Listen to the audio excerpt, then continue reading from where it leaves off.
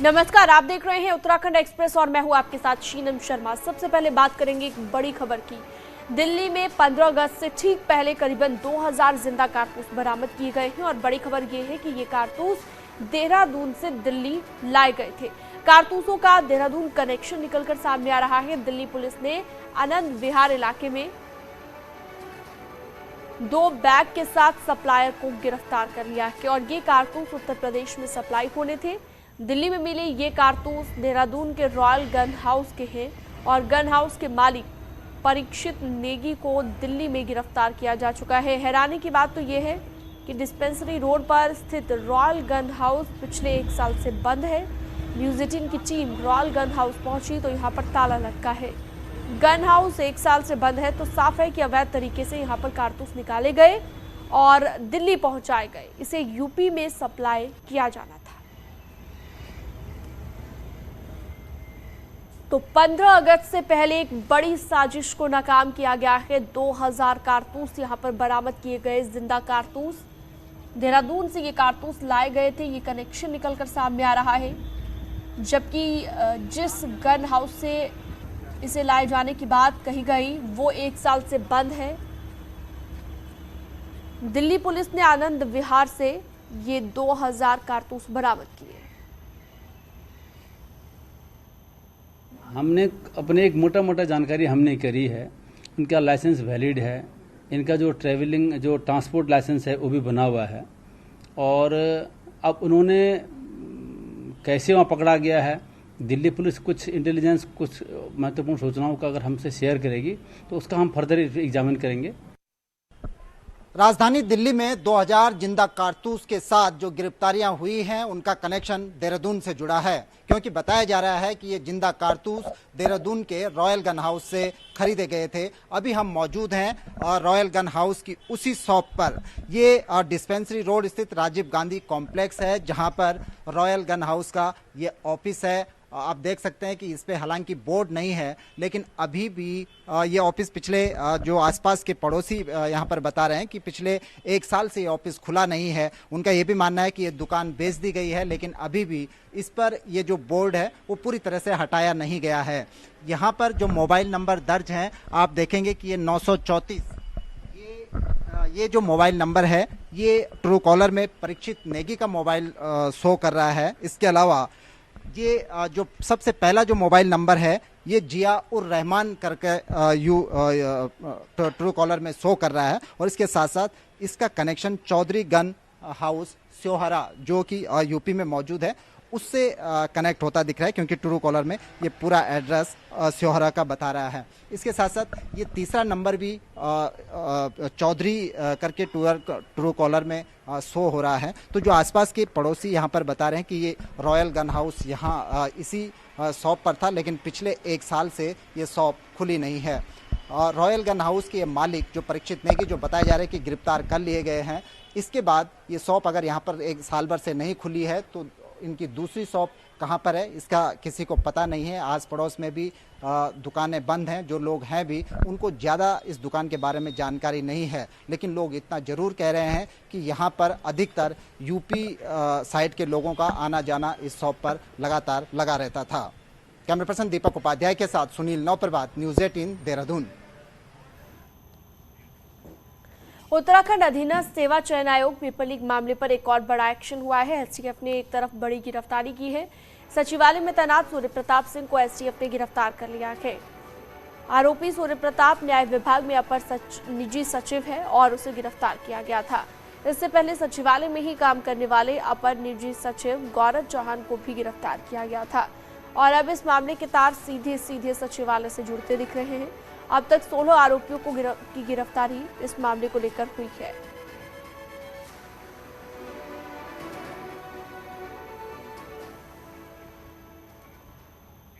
बॉबी कटारिया पर एक्शन के बाद उत्तराखंड पुलिस की नजर उन तमाम लोगों पर है जो सड़कों पर बाइक स्टंट से लेकर जाम छलकाने की वीडियो बनाते हैं और सोशल मीडिया पर वायरल करते हैं।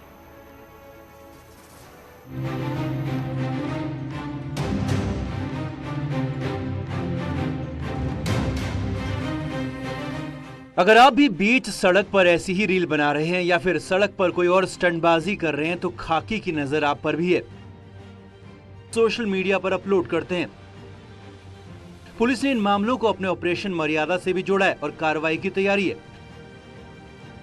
देखिए, ये पूर्णतः गलत है और अपने को यूथ में हीरो दिखाने के इस तरह के प्रयास पूरी तरह गैर कानूनी हैं, अगेंस्ट द लॉ हैं और इनको बिल्कुल भी सहन नहीं किया जा सकता।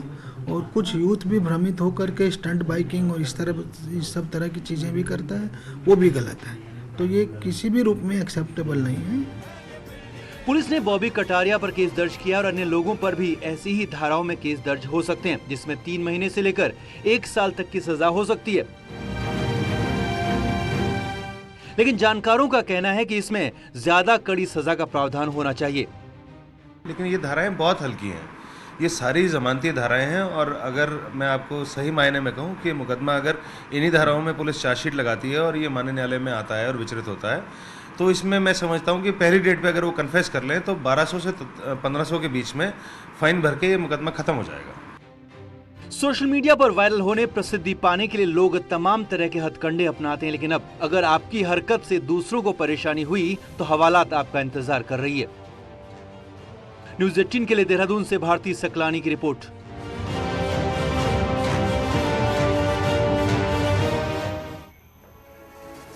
पहाड़ों पर लगातार हो रहे लैंडस्लाइड के चलते पिथौरागढ़ के ग्वाल गांव पर खतरा मंडरा रहा है और इस गांव के ऊपरी हिस्से में पहाड़ लगातार दरक रहा है।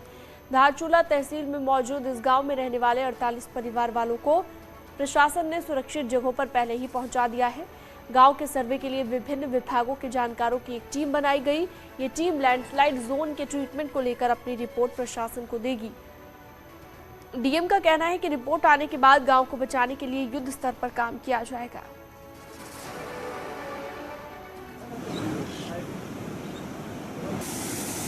पूरे एरिया को हम लोगों ने रेस्ट्रिक्टेड जोन में कन्वर्ट किया। 48 फैमिलीज़ को शिफ्ट किया गया और जो प्रभावित परिवार हैं उन लोगों को जो अनुमन्य सहायता राशि है वो भी दी जा रही है। इसके अतिरिक्त एक टीम हम लोगों ने कॉन्स्टिट्यूट की है, उसमें ऐसी इरिगेशन, ऐसी PWD, OC ग्रेफ और उपजलाधिकारी को रखा गया है। वो चमोली के जोशीमठ के गांधीनगर क्षेत्र के लोगों में लगातार लैंडस्लाइड के चलते दहशत का माहौल बना हुआ है। गांधीनगर के कई घरों में दरारें पड़ गई हैं, लोग परेशान हैं, कई बार प्रशासन से गुहार लगा चुके हैं, लेकिन अभी तक कोई मदद नहीं मिली। घरों की हालत बेहद खराब है, कभी भी ये घर गिर सकते हैं। प्रभावित लोगों ने कहा कि प्रशासन से मदद की वो अपील करते हैं।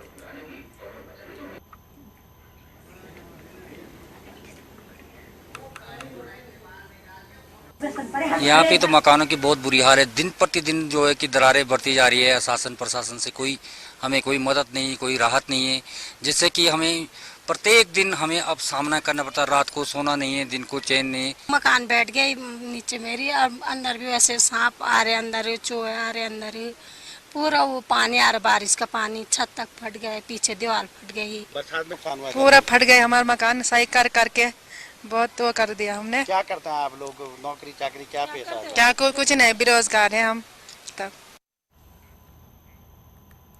अखिल भारतीय अखाड़ा परिषद के पूर्व अध्यक्ष महंत नरेंद्र गिरी की मौत के मामले में अब नया मोड़ आ गया है।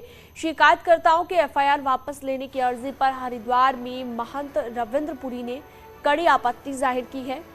महंत रविंद्रपुरी ने कहा कि पुलिस और CBI की जांच के बीच FIR वापस लेने की बात उनके गले नहीं उतर रही है, इसमें जरूर कोई साजिश है। उन्होंने ये भी कहा कि वो जल्द ही प्रयागराज जाकर शिकायत वापस लेने की अर्जी लगाने वाले अमर गिरी और पवन महाराज को अखाड़े से निष्कासित करेंगे। आपको बता दें कि सितंबर 2021 में महंत नरेंद्र गिरी की संदिग्ध मौत हुई थी, जिसमें नरेंद्र गिरी के शिष्य आनंद गिरी पर उन्हें ब्लैकमेल करने और आत्महत्या करने का आरोप लगा था।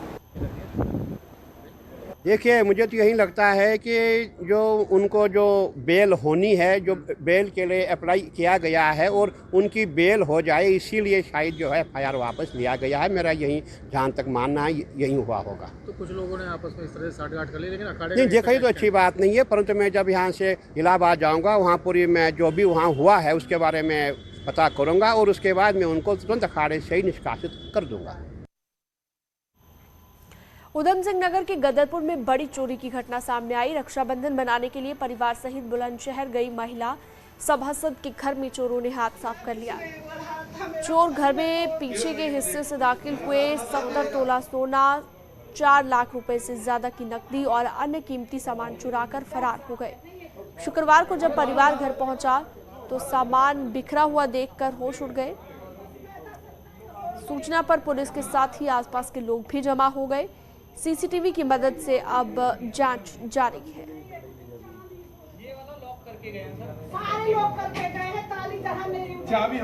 ये नदी की साइड से आए थे, पीछे की साइड से गेट तोड़ के वो हमारे घर में एंट्री कर गए और लगभग 50 लाख की हमारे घर में जेवरात और नकदी चोरी हुई।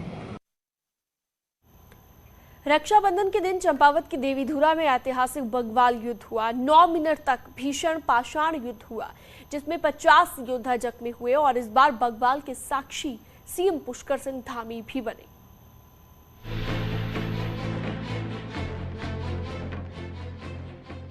रक्षाबंधन का दिन, हजारों लाखों लोगों की भीड़ और इसी भीड़ के बीच हुई इस बार की बगवाल। चंपावत के देवीधुरा में हर साल की तरह इस बार भी पाषाण युद्ध हुआ। मां बाराही के मैदान में चमियाल खाम, वाली खाम, गहरवाल खाम और लमगड़िया खाम के बीच ऐतिहासिक बगवाल खेली गई। इस बार कुल 9 मिनट तक बगवाल का युद्ध चला, जिसमें पहले फलों से लड़ाई हुई और फिर पत्थर भी खूब चले। 9 मिनट तक हुए भीषण पाषाण युद्ध में 50 रणबांकुरे चोटिल हुए और इस युद्ध में रक्त बहने को मां बाराही का आशीर्वाद माना जाता है।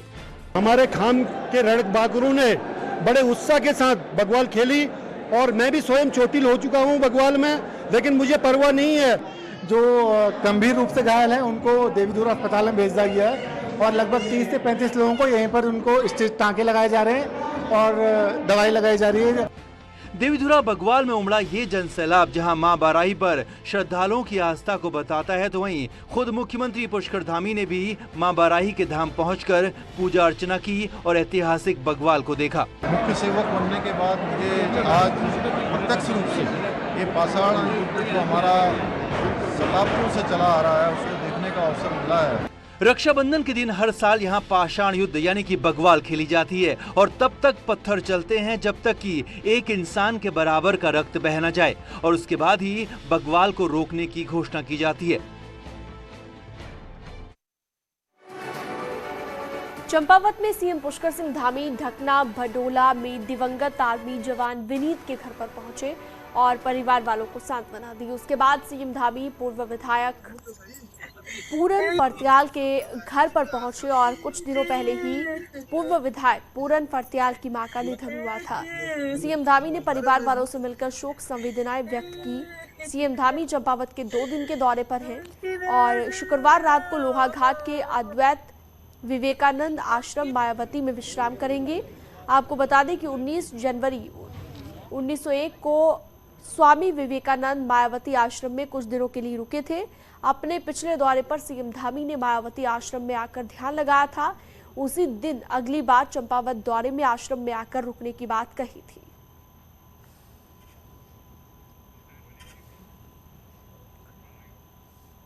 चारधाम यात्रा में इस बार अभी तक रिकॉर्ड श्रद्धालु पहुंचे और अभी तक चारधाम यात्रा में 30 लाख से ज्यादा श्रद्धालुओं ने दर्शन किए। बद्रीनाथ में अभी तक 10,51,000 श्रद्धालुओं ने दर्शन किए। केदारनाथ में 9,90,000 श्रद्धालु, गंगोत्री में 4,65,000, यमुनोत्री में 3,58,000 भक्त पहुंचे। वहीं हेमकुंड साहिब में 1,46,000 श्रद्धालुओं ने माथा टेका।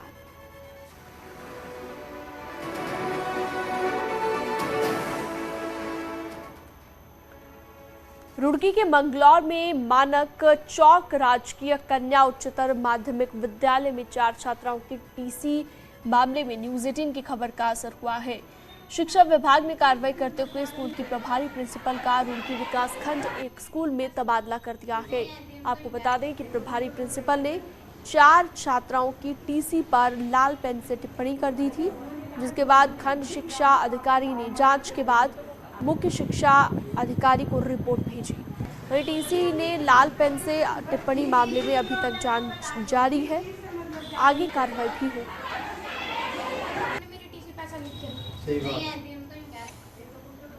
इसके बारे में मेरे द्वारा जो जांच करके आख्या बना के दी गई थी, मुख्य शिक्षा अधिकारी महोदय ने उन्हें वहाँ से हटा दिया है विद्यालय से फिलहाल, और रुड़की विकासखंड में एक विद्यालय में कार्य योजित किया हुआ है।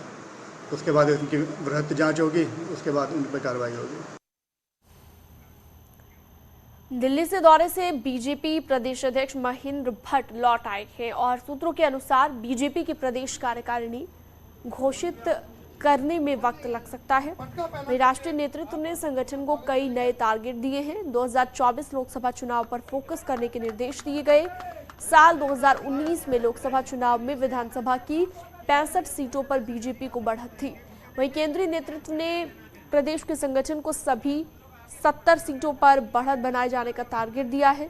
विधानसभा चुनाव में हारी हुई 23 सीटों पर रहेगा पार्टी का विशेष फोकस और इसी के लिए तमाम कार्यकर्ताओं को, पार्टी के नेताओं को कहा गया है।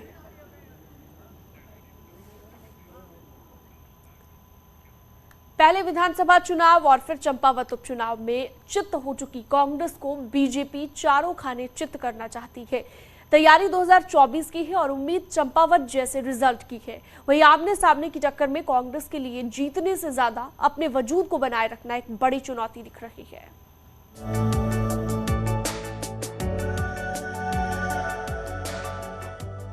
बीजेपी का राष्ट्रीय संगठन 2024 लोकसभा चुनाव में बड़ी जीत चाहता है ताकि चंपावत उपचुनाव जैसा रिजल्ट लोकसभा चुनाव में भी मिले। चंपावत उपचुनाव में मुख्यमंत्री पुष्कर सिंह धामी को 90% ज्यादा वोट मिले थे और इसी तरह की जीत पार्टी हर लोकसभा सीट पर चाहती है। इस प्लान को अंजाम तक पहुंचाने के लिए 70 विधानसभा सीटों से अच्छा रिजल्ट चाहिए। पर सवाल है कि क्या बीजेपी बड़ी जीत हासिल कर लेगी और क्यों बीजेपी को लगता है कि उसकी जीत तय है। तो मैं कहता हूं कि आज जनता पार्टी को न देखते विकास देख रही है और विकास देखती है तो वो देखती है कि विकास केवल मोदी जी के ही नेतृत्व में हो सकता है, यह वो जनता बखूबी पूरी तरह से जानती है और उसी कारण समर्थन देती है बीजेपी को। साल 2017 के बाद बीजेपी उत्तराखंड में कोई चुनाव नहीं हारी। ऐसे में कांग्रेस बीजेपी के बीच आमने सामने की लड़ाई है और इतना ही नहीं, कांग्रेस के सामने अब चुनाव जीतने से ज्यादा बड़ा सवाल खुद को पिक्चर में बनाए रखने का है। बीएसपी के टिकट पर लोकसभा चुनाव, कांग्रेस के टिकट पर विधानसभा चुनाव लड़ने वाले और अब बीजेपी में शामिल हो चुके अंतरिक्ष सैनी विपक्ष की ऐसी हालत की वजह साफ बताते हैं। जो बीएसपी है वो तो एक कमरे में बंद है, एयर कंडीशन कमरे में, उन्हें पता ही नहीं दूर क्या हो रहा है, ना कार्यकर्ताओं के बीच कोई संवाद है। ऐसे ही कांग्रेस आपस की लड़ाई में उलझी हुई है, एक दूसरे को नीचा दिखाने में लगे हुए हैं वो लोग। कांग्रेस का वजूद है और रहेगा और कांग्रेस ने जो भी अभी कार्य कर रही है, सड़क पे विरोध कर रही है। अभी भारत जोड़ो यात्रा हमने भी शुरू की थी, अभी 8 से 15 तक चल रही है और काफी कुछ ऐसे प्रोग्राम हमने किए हैं अभी तक और करते रहेंगे जिसमें वजूद की तो बात ही नहीं है। बीजेपी का पूरा फोकस 2024 लोकसभा चुनाव पर है। ऐसे में विपक्षी कांग्रेस को भले ही अपना वजूद खोने का डर ना हो, पर कॉन्फिडेंट बीजेपी के हाथों अगर एक और बड़ी हार होती है तो विपक्ष का रोल खत्म यहाँ पर जरूर हो सकता है।